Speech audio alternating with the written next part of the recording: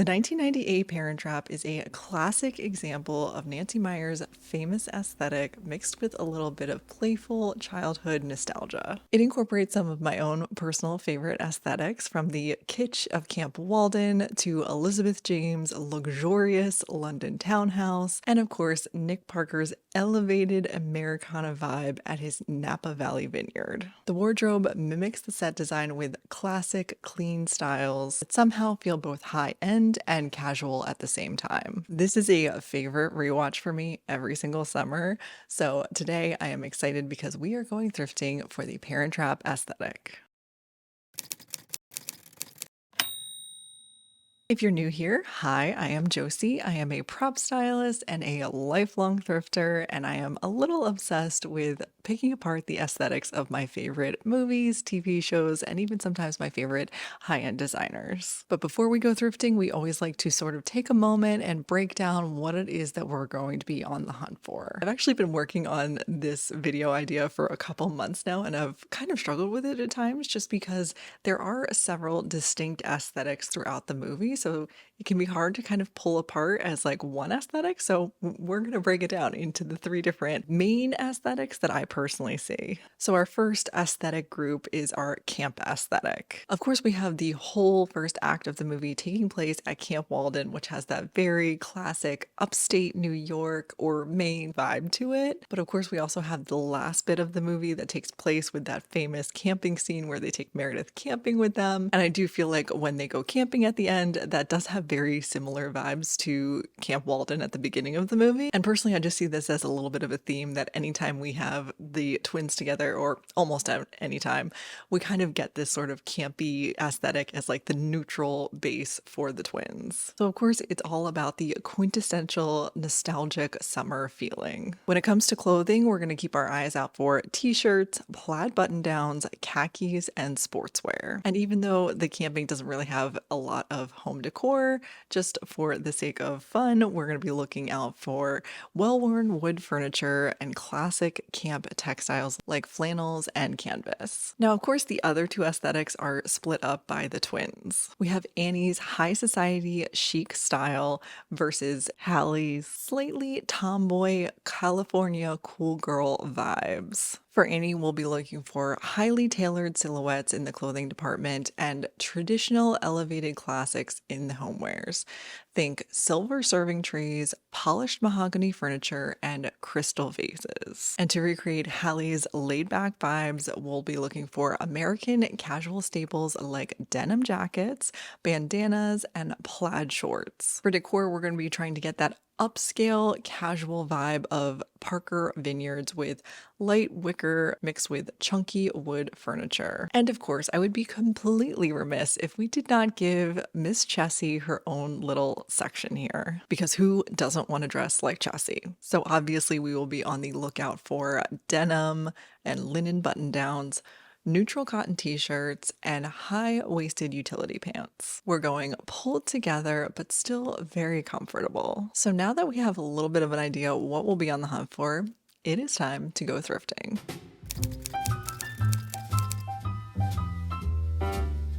We are going to kick things off by starting in the men's button-down section of the thrift store, a personal favorite section of mine, and we see almost all of the characters in this movie rock a casual button-down at some point, except maybe Meredith. I found that when you're looking specifically for that more oversized 90s look in shirts, the men's section is just far superior. Specifically, you'll want to keep your eyes out for cotton and linen shirts with a button-down collar, mostly avoiding any super starchy and stiff styles. The brands I would focus on are those classic American heritage brands. Ralph Lauren, Land's End, and LL Bean all make great casual button-downs that will typically give you that laid-back look. We didn't really touch on it before, but even though Elizabeth is very high-end designer fashion when she's in London, once she gets to California, she even pulls out her casual button-downs. I really just think that this is such a classic Nancy Meyers look in general. You just really can't go wrong. As far as colors go, the ones that I felt were the most parent trap to me when I was thrifting were those softer tones, the laid back blues, washed out grays, and occasional pops of dusty salmon and greens.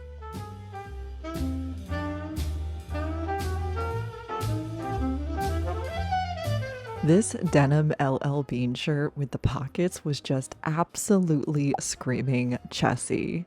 I usually find at least a few denim shirts at most larger thrift stores, and I would personally suggest being really patient and waiting to find your perfect one if that's the look that you're going for.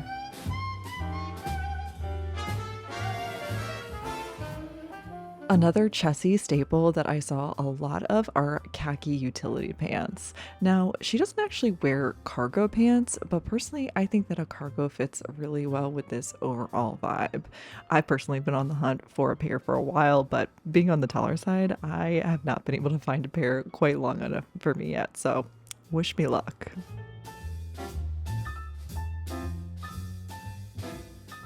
Denim jackets are a great place to start for the Hallie look. I feel like denim jackets have somewhat fallen out of mainstream fashion the last few years, and as such, I see a ton of them at the thrift stores. I personally look for Levi's or Gap vintage denim jackets.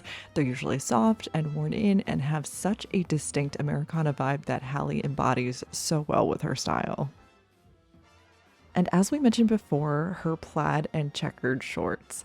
They're casual but fun, and I found a few cute pairs that I think could really work for this look. I also think that a pair of well-worn denim shorts would feel very Hallie as well if you're not into the checkered ones. This tailored J. Crew skirt is just absolutely giving Annie vibes. It is so perfect. I would definitely keep my eyes out for any of these sort of brown plaid skirts, but you can also mix in a really cute dress. This also feels very Annie to me. And of course, a good pair of tailored trousers would work really well. And brand-wise, I would keep my eyes out for anything from The Loft and Taylor, and of course, J. Crew. Since we're already talking about Annie, let's dive into the homewares. Looking for a classic serving set. I think I see these all the time at the thrift store. There's almost always like an entire collection that you can easily get your hands on, and they are so chic and beautiful, and usually you can get them for such a steal. I remember seeing this lamp for a different video that I did, but I noticed a very similar one next to Elizabeth James' bed as well. It is such a fun style. To recreate that upscale London vibe of the James townhouse, I saw a lot of really gorgeous silver serving pieces that I think would work really well, as well as beautiful teacups and crystalware. I've thrifted a lot of similar pieces over the years, and I personally love using these fancier pieces on a daily basis myself. So if this aesthetic calls to you, it's one you can definitely find plenty of ways to recreate at the thrift store.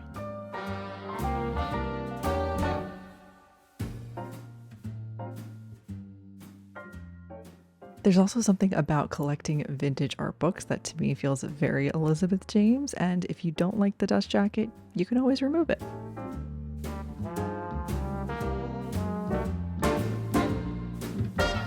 Now, we don't see a lot of kitchenware at the Vineyard, but something tells me Chessie would love a fiesta ware or just a plain ceramic in a fun color, as well as wood serving bowls and platters. I think they just give that earthy vibe that the Vineyard really puts off.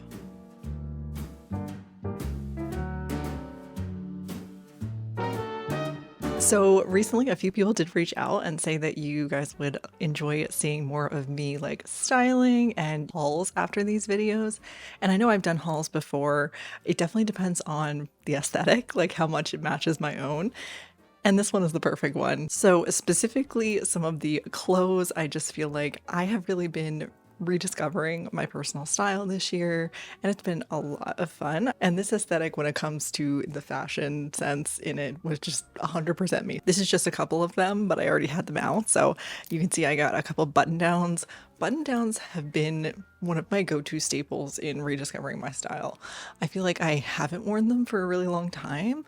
I did back in my early 20s, like that was something I grabbed for a lot, but then in recent years, I really didn't have like almost any button downs and rarely wore them, but now I wear them like daily, basically. They're my go-to. So these are ones that I grabbed from shooting this video. So especially this is a Lauren by Ralph Lauren white button down. It is such a classic style and it fit me really well. And then of course some like denim chambray button downs. I really loved both of these. This is newer, it's not a vintage Land's End, but Land's End is just like a solid brand. If you are, looking to like add more button downs and you're thrifting them, you can just almost always grab and the quality is going to be great. And the same with LL Bean. LL Bean is another one of those brands that I know that I can always grab at the thrift store. They're such classics and they wash so well and they wear so well. They're just great.